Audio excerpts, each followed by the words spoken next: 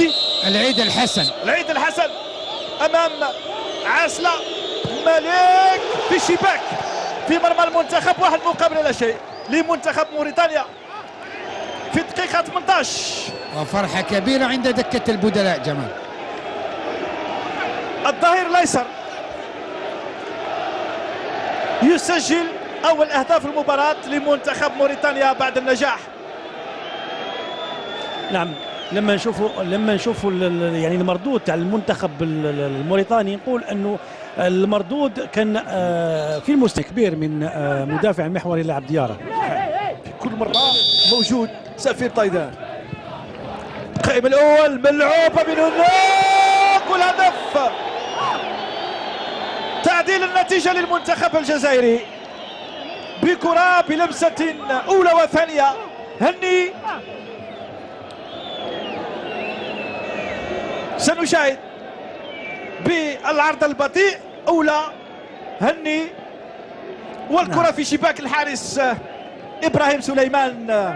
طيدار بعدما سدد كرة زاوية من لاعب طيدار، لاعب هني يطلب الكرة ويعني يضرب الكرة بالعقب. شوف بالعقب تمر يعني في وسط كتلة من دفاع. نعم، تمويه من مندي. تعديل النتيجة من هني الذي يسجل بالمناسبة أول أهدافه. نعم، كان حاضر في جل مباريات فريقه، إذا أنه خلاه أنه يكسب عدة دقائق في رجلته. كرة خطأ أمام الكرة سفير طيدان. البحث عن بنجاح، البحث عن رأسية من هناك والثاني بنجاح بالضمادة. بالضمادة جمال. نعم، بنجاح يسجل الهدف الثاني للمنتخب الجزائري براسية، وهو في هذه الحالة والوضعية بعد الإصابة. رغم الإصابة حتى التمرير من طيدار فوق راسه كان دقيق مضبوطة، والتمركز تاع بونجاح كذلك كان أحسن بالمسطرة جمال. والهدف الثاني لبونجاح، واحد من تسلل وواحد يحسب.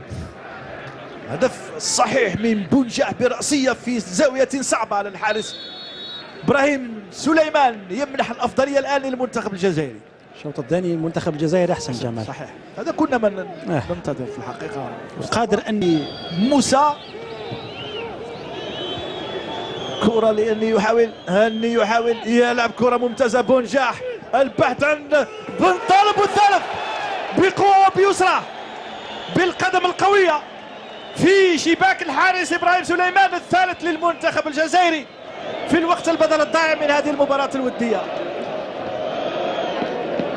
كرة كانت ملعوبة كما ينبغي على الجهة اليسرى، وين لعب هني طلب الكرة، كان يستنى مساندة. شوف ينتظر في المساندة بونجاح، يجي المساندة كرة إلى بن طالب اللي كذلك جاء مسافة من الخلف، متابعة ويتمكن أن يسدد الكرة في القائم الثاني بالرجل اليسرى.